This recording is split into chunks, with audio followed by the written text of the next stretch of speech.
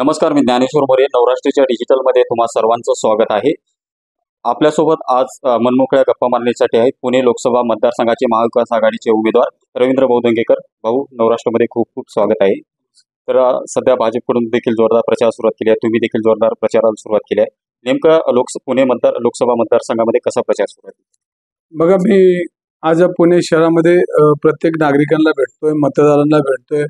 सामाजिक संस्था असतील, महिला बचत गट असतील, विविध क्षेत्रातील मान्यवर असतील, त्यांच्या भेटीगाठी घेतोय आणि त्याच्यामध्ये लोकांमध्ये प्रतिसाद चांगला मिळतोय, लोकांना भेटतोय आणि आता उत्तम प्रकारे आमचा प्रचार चालू आहे आणि लोकांची आमची डायलॉग चांगले चालू आहेत आणि लोक आम्हाला सहकार्य करताना दिसत आहेत. भाऊ, तुम्ही आधी नगरसेवक होतात, नंतर आमदार, आता खासदारकीची निवडणूक लढवतात. काय वाटतं एकंदरीत या प्रवासाबद्दल? याच्यामध्ये बघा, मी गेली 30 वर्षाच्या सामाजिक आणि राजकीय जीवनामध्ये काम करत असताना कधी मी आलेला प्रत्येक माणूस त्याचं नाव विचारलं नाही, त्याचं गाव विचारलं नाही, त्याचा धर्म विचारला नाही. त्याची सेवा करणं जे आपलं कर्तव्य आपण समजत आलो आणि आज त्याचाच फायदा मला पुणे शहरात होतोय. आज कुठेही गेलं तरी लोक भेटल्यानंतर एक चांगली चर्चा, साधक बाधक चर्चा करतात आणि कशा पद्धतीनं तुम्ही सामाजिक काम करताना आम्हाला कशी मदत करता, अशी लोक समोरनं बोलताना आनंद वाटतो ना. आपण केलेलं काम आपल्याला त्याचा फायदा किंवा आपल्याला ते आशीर्वाद मिळतात असं त्यामध्ये दिसून येते. गेल्या अनेक वर्षापासून पुणेकरांना पाण्याचा प्रश्न भेडसावत आहे. तर तुम्ही खासदारकी निवडणूक लढवतात, तुम्ही जर विजयी झालात तर कसं हे प्रश्न सोडवा? बघा, याच्यामध्ये पुणे शहराच्या डोक्यावर 28 टीएमसी पाणी आहे आणि त्याच्यामध्ये 22 टीएमसी पुण्याला आता पाणी पुरत नाही. एवढं पाणी घेऊन सुद्धा पुणेकरांना आज पायाभूत सुविधा असेल, पाणी असेल, हे त्यांना मिळत नाही आणि आज अनेक पेटांमध्ये पाण्याचा दाब कमी, पाणी मिळत नाही. आजूबाजूची जी उपनगरे आहेत त्याच्यामध्ये आज टँकर चालत आहेत. म्हणजे अशा परिस्थितीमध्ये भविष्यामध्ये हे 28 टीएमसी पाणी पुरणार नाही. गेली 10 वर्ष देवेंद्र फडणवीस सांगतात की आम्ही टाटा धरणातलं पाणी आणू, एक थेंब सुद्धा पाणी नाही आणलं आणि 10 वर्ष आपण तेच बघतोय. हे पाणी देणार आहेत आणि आपण घेणार आहे.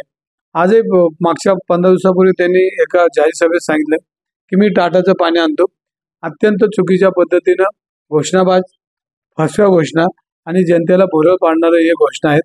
तर आम्ही भविष्यामध्ये येणारा काळ हा पाण्यासाठी टाटा असेल, टाटाच्या आजूबाजूला काही अजून सुविधा मिळत असतील, या सगळ्याचा साधक बाधक विचार करून तज्ज्ञांचं मतं घेऊन एक पुणे शहराचा 50 वर्षाचा पाण्या पुरवठा असेल, पाणी सुविधेचा भाग असेल, त्याच्यासाठी काम करू. पुण्यात मेट्रो झाली, चांदणी चौकातला पूल झाला, अशा अनेक ठिकाणी ब्रिज देखील झाले. मात्र वाहतूक कोंडीची समस्या कायम आहे, ही सुटत नाही. तुम्ही जर निवडून आलात तर ही समस्या कशी सोडवण्याचा प्रयत्न करा? बघा, DPR हा काँग्रेस पक्षाने केला मेट्रोचा आणि देशामध्ये दिल्लीमध्ये पहिल्यांदा मेट्रो काँग्रेस पक्षाने लोकांच्या सेवेला आणली आणि त्यानंतर काँग्रेसचं सरकार गेल्यानंतर ह्या 10 वर्षामध्ये पुण्याची मेट्रो स्टेशनमध्येच अडकली. कुठल्याही परिस्थितीमध्ये आज पुणेकर एकदम त्रासलेले आहेत. इतकी प्रचंड वाहतूक व्यवस्था आज पुणेकरांना भेडसावते. आज मेट्रो केली असेल तर त्याला जे आजूबाजूचे जे जाळी असतात, जाळं निर्माण केलं नाही आणि त्याच्यामुळं आज परिस्थिती गंभीर आहे. आपण बघितलं असेल तर अनेक मेट्रो ही विमानतळापासून चालू होते आणि नागरिक वस्ती जाते, पण अजून मेट्रो ही आमची विमानतळावरच पोहोचली नाही. म्हणजे अशा पद्धतीनं अजून कुठल्याही परिस्थितीमध्ये मेट्रोची जाळी निर्माण झाली नाही. त्याच्या आजूबाजूला जे कनेक्टेड एरिया आहे त्याच्यामध्ये ज्या सुविधा पाहिजे त्या सुविधा अजून पोचलेल्या नाहीत. त्यामुळं ह्या नुसत्याच घोषणा ठरत आहेत, अजून जशी पाहिजे तशी सुविधा मिळली नाही. म्हणून यांना 10 वर्षाचा आम्ही हिशोब विचारतो की तुम्ही 10 वर्षात काय केलं. आणि आज पुण्यामध्ये प्रचंड प्रमाणामध्ये ज्या पद्धतीनं लोकांना सुविधा पाहिजे त्या सुविधा मिळलेल्या नाहीत. भाजपकडून वारंवार सांगितलं जातं की आम्ही 45 क्रॉस करून पुढे जाऊ, 48 जागा जिंकू. नेमकं महाविकास आघाडी किती जागा जिंकेल, काय वाटतं तुम्हाला महाराष्ट्रामध्ये? बघा, याच्यामध्ये आपण बघितलं असेल की ज्यांच्यावर भ्रष्टाचाराचे आरोप केले, मग अजितदादा असतील, आमचे बाकीचे शिवसेनेची काही लोक असतील, अशोक चव्हाण साहेब असतील, मग ह्यांना त्यांच्या पक्षात घ्यायची का वेळ आली? म्हणजे ह्याचाच अर्थ की त्यांचं महासत्ता नाही, त्यांचा लोकांमध्ये त्यांचा जन्म चांगला नाही.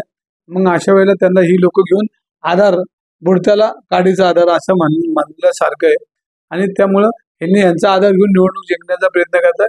पण जनता यांच्याबरोबर जाणार नाही. जी जनता ही महाविकास आघाडी आणि इंडिया फ्रंटच्या बाजूने राहील. भाऊ, एक शेवटचा प्रश्न. कसबा पोटनिवडणुकीत तुम्ही निवडून देखील आहात आणि कामं देखील तुम्ही केली आहेत. परंतु आता तुम्ही पुणे शहर कसबा पॅटर्न पुणे शहरामध्ये राबवण्यासाठी काय प्लॅन केलेला आहे?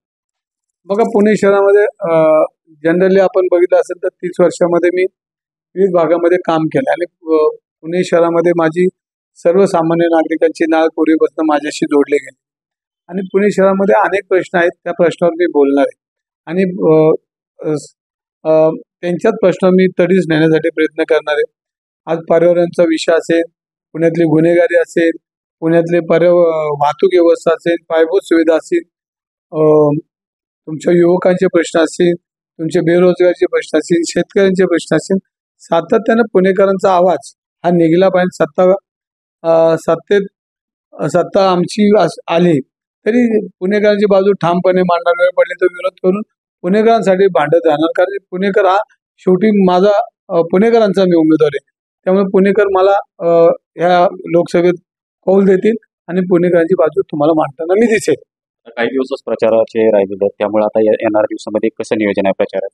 नाही, मी रोजचे आमचे पदयात्रा आहेत, लोकांना भेटणार आहेत. आज आमच्या पवार साहेबांची जाहीर सभा आहेत.